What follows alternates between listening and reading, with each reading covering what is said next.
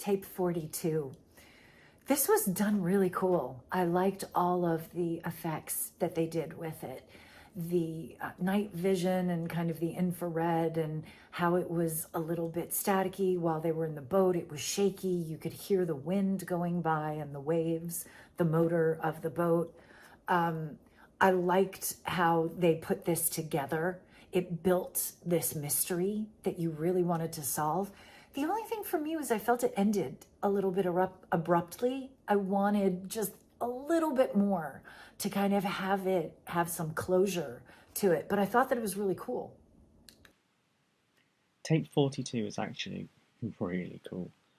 It opens with this very cool kind of video effect that immediately like hooks you and shakes you. We've got the POV like cam footage of these soldiers moving through the forest, which is very kind of visually rich and beautiful. It's a great use of sunset. But this kind of slower section when you're not quite sure what's going on, does a really good job of building suspense and raising those narrative questions, which really helps you engage. And the further it goes on, like it's a great use of POV because it does start to feel like you're there. It's really, really engaging on that level. Great use of the form. But then once you get to the twist, when you find out what's actually going on, where this is, this kind of alternate universe, this alternate history, it's kind of gobsmacking. It's not at all what you're expecting. It completely changes the context of the film, and immediately when it happens, you get really excited. What's going on?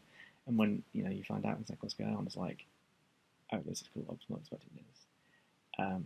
So that was great, and it's also got a very visceral kind of quite cutting, quite brutal use of violence, which adds to the kind of almost into realism, even though it's kind of animated. Like there's a real sense of pain and realism to that, which it was just an additional detail to what was already a very, very impressive film. Tape 42. I love the old school graphics of the beginning to build that anticipation and put us in the genre right from the beginning. Seeing this unofficial footage that perhaps we shouldn't be privy to as all of it begins to unfold for us. It felt like a video game, and we were the player, allowing this mission to unfold, steeped in the mystery until all is unveiled. Excellent concept, brilliantly executed, and really great graphics in terms of the depths of field throughout to build this world that we were exploring. And I thought that the pacing was really done well too, to build up of that horror in the final moment. Tape 42. This was a very well done short. I particularly enjoyed the visuals, the cinematography behind it. I mean, it really feels to be inside the film. It really feels to be one of the characters, especially because we have a few shots completely from POV shots. Thanks to the animation as well, I mean the the special effects in the film, it really feels like a video game at times. I mean the kind of structure, the kind of cinematography in the short really is similar to the ones of survival video games. So overall, I think I really enjoyed the cinematography, the direction, but also the story is short, but it manages to be entertaining from the first until the last second. There are not absolutely not that dead ends or dead beats where you just feel tired and but when the short slows down, I think the short was just had like the short has a super fast pacing from start to finish, and that's the strongest feature of these short movies. So overall, it was a very well done production, very entertaining, and it gave me a lot of adrenaline. So congratulations. In tape 42, you get the sense of this being CCTV footage or body cam footage, and you have the POV of this person experiencing this moment. It kind of reminds me like that Blair Witch Project, where you're getting the sense of this, I'm having their direct point of view. They're walking through the woods, you're seeing the night vision. And, this film, I believe, was created using the Unreal Engine 5, which is, this is giving us this sort of that point of view in the moment feeling. And then I see the swastika on the flags, and I'm like, okay, what is this? Like a modern neo-Nazi movement? This is definitely not, taking place in the past. Because of the equipment and the way these people are dressed, it just doesn't feel like we're in neo-Nazi Germany. So where are they? What are they attacking? The whispers are almost inaudible in emotions. It really gives you the sense of like, we're in a mission right now. Like it really put me there, all of that, the choices to do that.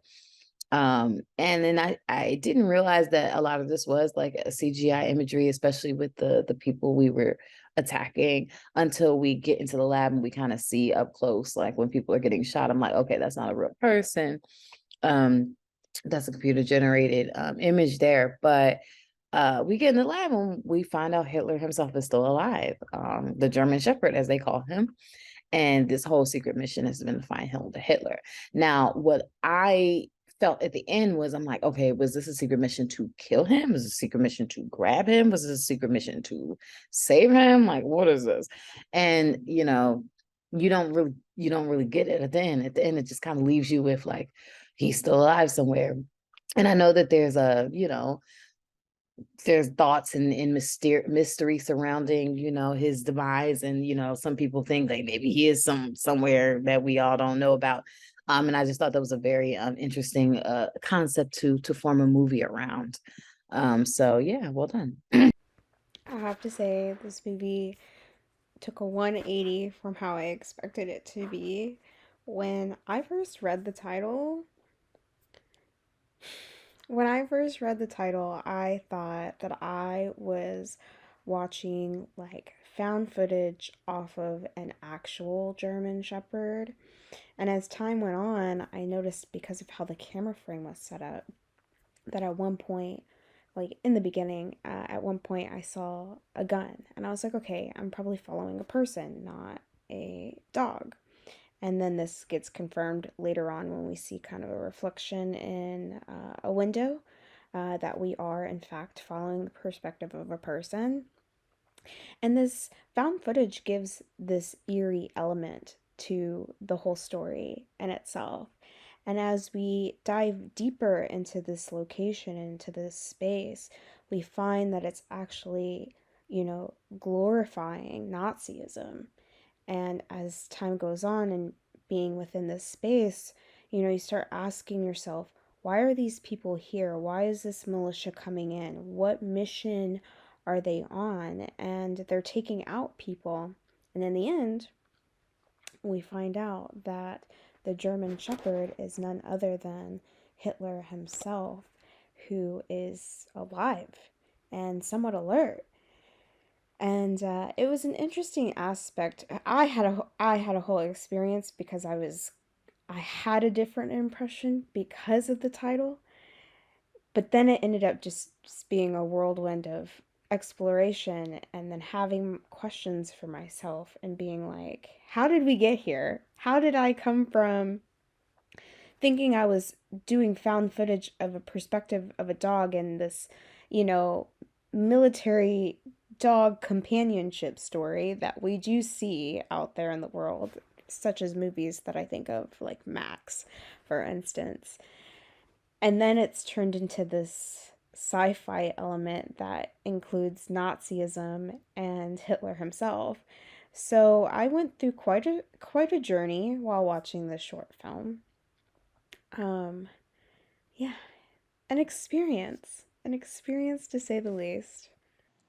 These reviews for tape 42.